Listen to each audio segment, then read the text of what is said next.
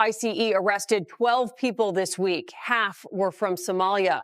One man's wife says gang claims are false. 69 pounds of fentanyl pills and powder seized in this case could yield a staggering 6.9 million lethal doses. 4:17 a.m., downtown Minneapolis.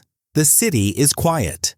Fog moves through empty streets that are only lit by blinking neon signs and the faraway glow of bridge lights over the Mississippi River. But under the quiet surface, federal strike teams are already on the move. Over 200 agents, FBI, ICE, DEA, and Minneapolis SWAT, rush towards 17 places at the same time across Minneapolis and St. Paul. Target 1, a fancy high-rise apartment building in the North Loop. It's registered to Judge Amina Hassan and her husband, Judge Khaled Osman. Both are district court judges. Both are trusted to sentence drug criminals, approve warrants, and watch over financial crime cases. Both are secretly getting paid by the Sinaloa cartel. At exactly 4:18 a.m., flashbangs explode. Doors blow open. Agents in black tactical gear rush into the homes, weapons up, voices yelling sharp commands. Judge Hassan is pulled from her bedroom in silk pajamas. Judge Osman tries to grab a laptop from the kitchen counter. An agent slams his wrist onto the granite counter and handcuffs him before he can delete a single file. In the master bedroom closet, behind rows of expensive suits and judge robes, agents find a hidden steel safe. Inside, $340,000 in cash, vacuum-sealed blocks of cocaine, and 3 encrypted hard drives. But that's just the start. Across the river in St. Paul, agents break into a private law office registered to a fake company called North Star Legal Consulting. It's a fake business. Inside, they find no clients and no case files, just server racks humming with encrypted data, stacks of fake court documents, and record books tracking wire transfers worth millions. In a suburban warehouse in Bloomington near the Mall of America, agents break into a shipping company called Great Lakes Freight Solutions. The front area is clean.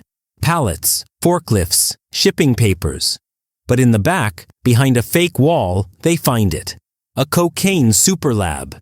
Industrial scales, hydraulic presses, cutting chemicals, packaging stations, and 8 tons of pure cocaine already divided into kilo blocks stamped with the Sinaloa cartel's special symbol, a crowned serpent. One agent radios back to command. "We've got enough product here to flood the Midwest for 6 months." But the worst discovery comes 30 minutes later. In a locked storage unit in Eden Prairie, agents find something that changes everything. Sealed steel boxes holding encrypted USB drives, financial documents in many languages, and a laminated master record book with a title printed in block letters, Operation Northern Gate.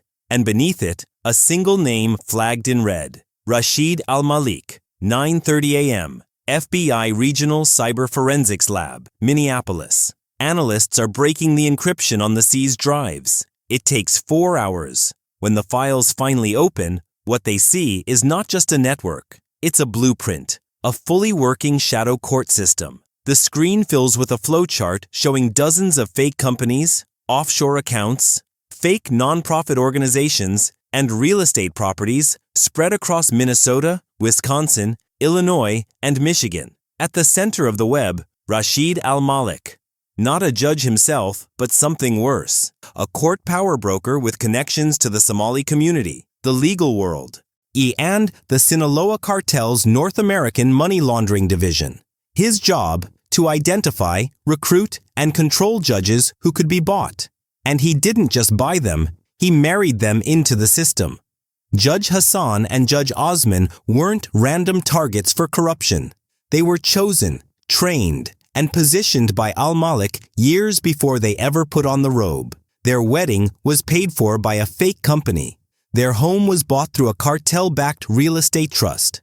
Their children's private school tuition was paid by a fake charity linked to Al-Malik's network. In exchange, they did what no amount of muscle or firepower could do for the Sinaloa cartel. They made cases disappear. Warrants were delayed. Evidence was hidden. Cartel members arrested by local police walked free within hours.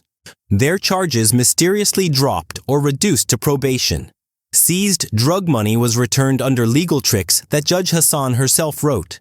And every time federal agents got close, the case files were moved straight into the hands of judges on Al-Malik's payroll. One FBI analyst leans back from her screen and whispers to her supervisor, "Sir, this isn't corruption. This is command-level working together."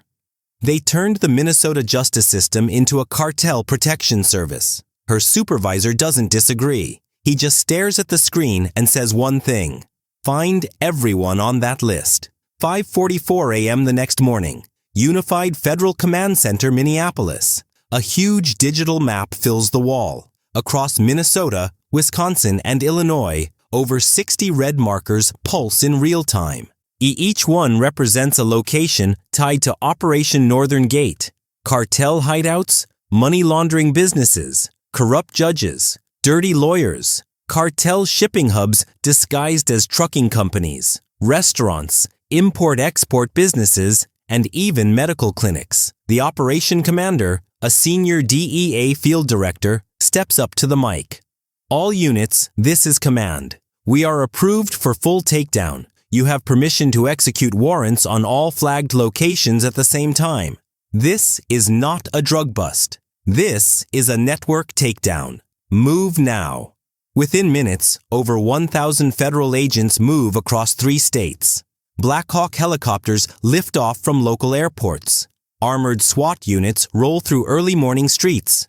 ICE tactical teams hit suspected human trafficking safe houses used by the cartel to move drugs and people through the Great Lakes area. In Milwaukee, agents storm a cartel-run nightclub where cocaine was handed out through VIP bottle service. In Chicago, they break into a high-end car dealership that cleaned drug money through luxury car sales to cash buyers. In Duluth, near the Canadian border, they stop a refrigerated truck convoy carrying 780 kilos of cocaine hidden inside shipments of frozen seafood. Back in Minneapolis, agents arrest Judge Hassan's brother, a city councilman who approved zoning permits for cartel-front businesses. They arrest Judge Osman's law school mentor, a retired appeals judge who secretly wrote legal opinions to protect cartel operations.